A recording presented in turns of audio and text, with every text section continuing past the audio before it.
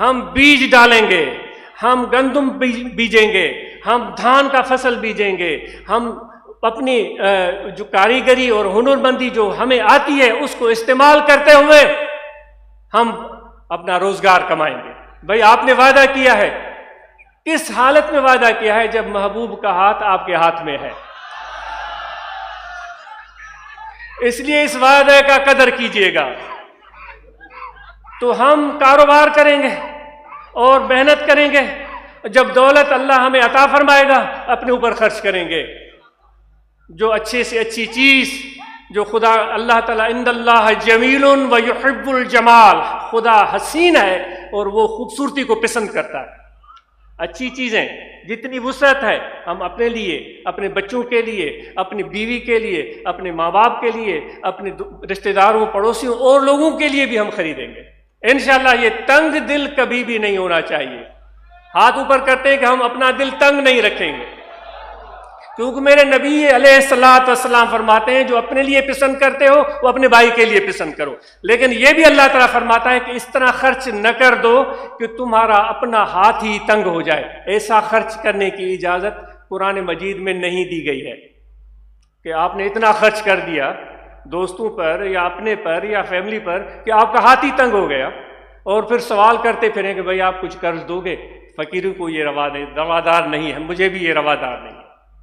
کاروبار کریں گے، ہم سب محنت کریں گے اور اپنی صحت کا خیال رکھیں گے، جس طرح ہمیشہ عرض کی گئی ہے کہ کم از کم 10,000 قدم ہم فقیروں نے، ہم سب نے روزانہ اٹھانے ہیں تاکہ ہماری صحت صحیح رہے۔ بلڈ پریشر کو کنٹرول میں رکھنا ہے، ڈاکٹروں سے رابطے میں رہنا ہے، بلڈ پریشر نہیں بڑھنا چاہیے۔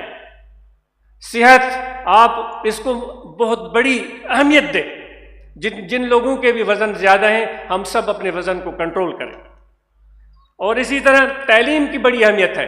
ہمارے نوجوان تعلیم کے میدان میں آگے جا رہے ہیں اور ان کو زیادہ ضرورت ہے تعلیم بھی حاصل کریں، اس کے ساتھ ہنر بھی سیکھیں۔ رات علماء کو آپ نے سنا کہ ان میں نوجوان بچے آ رہے تھے، ان میں بہت ساروں نے کہا، کسی نے کہا کہ میں ٹیلرنگ میں نے سیکھ لی ہے، کسی نے کہا میں نے ڈرائیونگ سیکھ لی ہے، کسی نے کہا کہ میں نے الیکٹریسٹی کا کام سیکھ لیا ہے، کسی نے کہا کہ میں آگے پڑھنے کی تیاری کر رہا ہوں۔ یعنی کہ وہ یہ مدرسے کے نوجوان آ کر یہ ترتیب وار بتا رہے تھے۔ تو آپ لوگوں نے کیا سوچا ہے بھائی؟ اپنے پروگرام بنائیں، وہ واقف کریں کہ کیا کرنا چاہتے ہیں، اور جو بھی گورنمنٹ کی جاب بھی ہے تو وہ ایمانداری اور سچائی سے اور ذمہ داری سے کریں، اس میں ڈنڈی نہ ماریں، اپنے فرائض منصبی ایمانداری سے ادا کریں۔ اور آج اور ہم سب نے یہ عزم کرنا ہے ہم کسی پر ظلم نہیں کریں گے، کیونکہ میرے نبی نے ظالموں سے کبھی بھی محبت نہیں کی ہے، اور قرآن میں اللہ تعالیٰ فرماتا ہے کہ میں ظالموں سے محبت نہیں کرتا۔ اور آپ نے ابھی کہا ہے کہ ہم نے محبوب کی دامن کو تھام لیا ہے۔ جی جس کے دامن میں ہاتھ محبوب کے ہوں گے تو وہ کیسے ظلم کرے گا؟ اور آپ سے گزارش ہے عورتوں پر ظلم نہ کریں، عورتوں پر ظلم نہ کریں، عورتوں پر ہاتھ مت اٹھائیں، ان سے زیادتی نہ کریں۔ اور آپ سب سے تاکیدی گزارش ہے، میں اپنے آپ کو بھی نصیحت کرتا ہوں اور آپ کو بھی اپنی بچیوں کو تعلیم دلائیں۔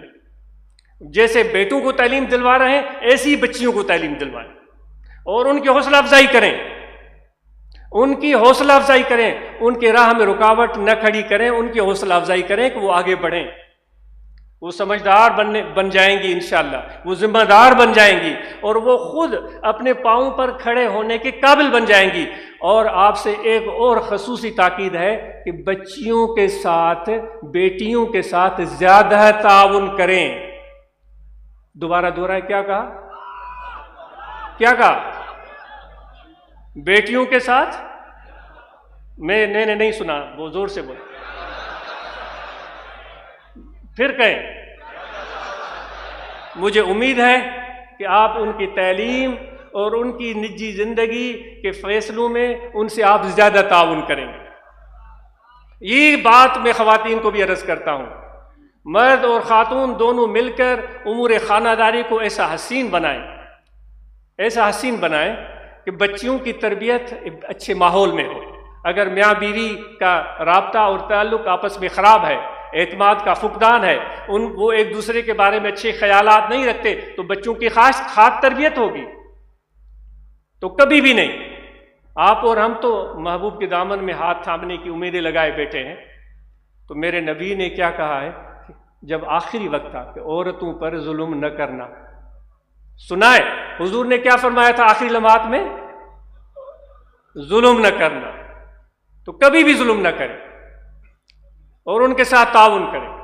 اور یہ جو ہمارے روحانی طلبہ جماعت اصلاح المسلمین، جمعیت علماء جو میڈیکل کیمپ منعقد کرتے ہیں، جو تجارت کے لیے سیمینار منعقد کرتے ہیں تاکہ ماحول بنے، ہمارے دوست کاروبار کریں اور آگے بڑھیں، ان کو اس میدان میں اور زیادہ محنت کرنے کی ضرورت ہے۔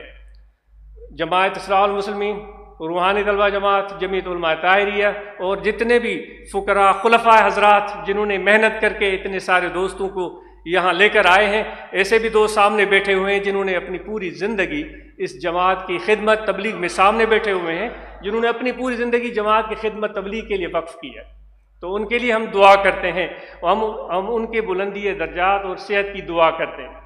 تو اس لیے آپ سب احباب جتنے بھی ہیں تبلیغ کے لیے وقت نکالیں، وفد کی صورت میں یا خلفاء اکرام باہر نکلیں، نئے لوگوں کو دعوت دیں، لیکن لوگ ہمارے اپنے عمل کو ضرور دیکھیں گے، اس لیے اس کا دھیان رہے۔